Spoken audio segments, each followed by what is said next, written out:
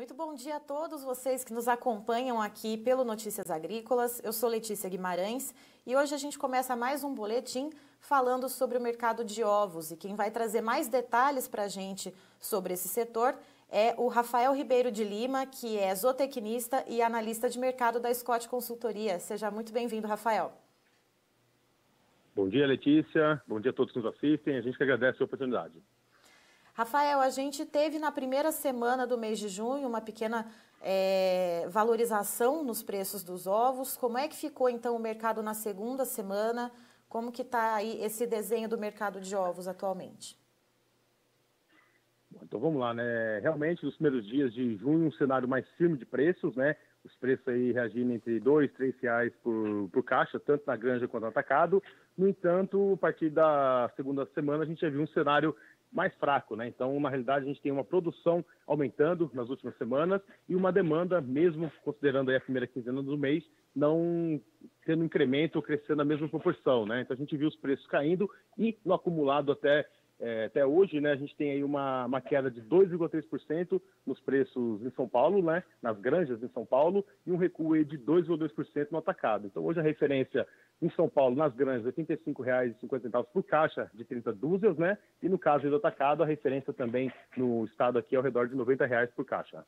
Então, houve esse aumento na oferta de produto, a demanda ela não correspondeu a essa oferta, por quê? Qual que foi o fator motivador, então, para ter essa queda na demanda e acabar puxando os preços mais para baixo?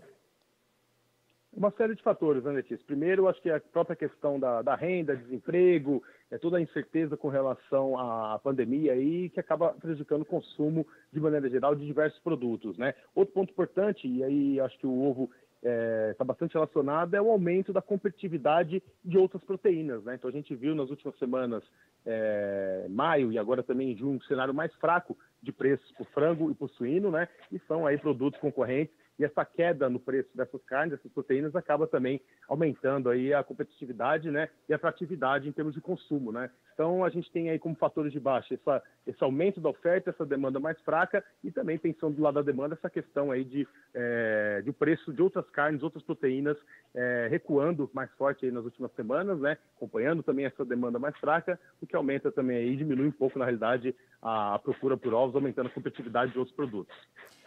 Rafael, você comentou a respeito dos preços, né? Então, R$ 85,50 a caixa com 30 dúzias na granja e no atacado R$ 90 também a caixa com 30 dúzias. Teve queda de preço no acumulado, então, do mês de junho, mas em relação a junho do ano passado, como que estão esses patamares de preço?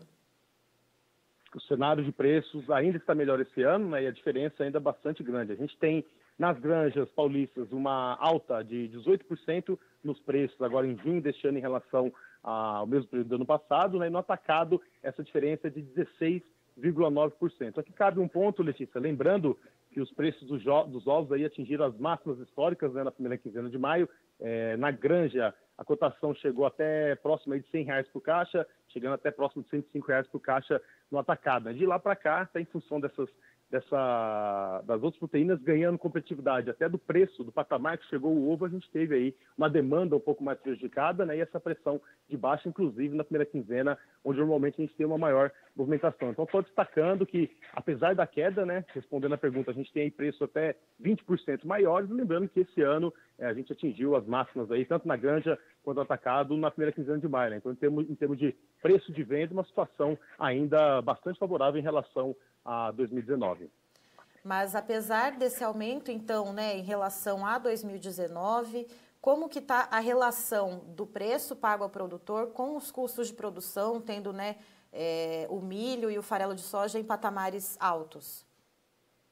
Esses são pontos importantes. A gente teve aí um incremento de quase 20% no preço, na comparação anual, mas os custos de produção, e aí dependendo da estratégia de cada empresa, subiram aí entre 15% e 30%, né? Então, na realidade, esse ganho no preço de venda, ele compensa em parte o aumento nos custos da produção verificado na atividade esse ano, né? E aí, como você falou, puxados pela alta do milho, que começou a cair agora recentemente, né? Mas num patamar ainda maior que 2019, e também o farelo de soja acompanhando aí a alta da soja, atingindo patamares recordes, né? Então, os custos de produção, principalmente com relação à alimentação concentrada, pesando mais no bolso, né? E, em parte, essa valorização no preço de venda do ovo, compensando aí os custos maiores e ajudando a segurar um pouco a margem para o produtor.